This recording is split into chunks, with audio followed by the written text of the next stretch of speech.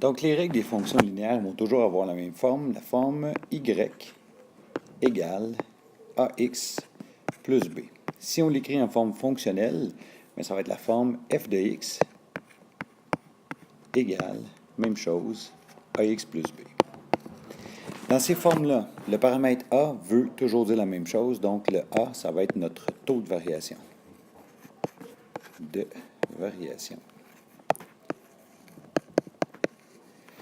En langage mathématique, dans le fond, ce qu'on va faire, c'est qu'on va faire un rapport. On va diviser les variations des y divisées par les variations des x.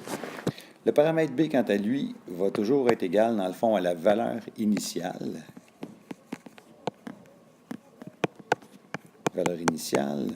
Qu'on peut, dans le fond, la valeur de départ, qu'on appelle aussi l'ordonnée à l'origine.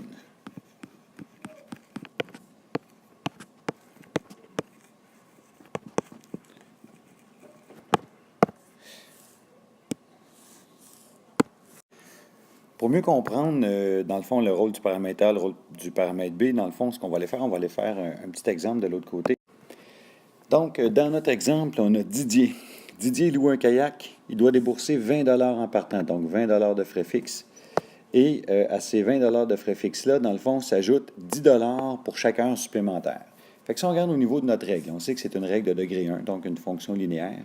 C'est certain qu'elle s'écrit de la forme y égale à un taux de variation fois la variable x plus ma valeur initiale.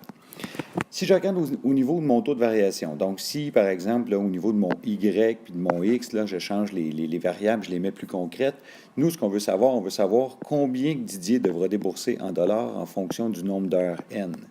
Fait que mon taux de variation, comment mon argent, comment le coût de la location de ce kayak-là va varier en fonction du temps?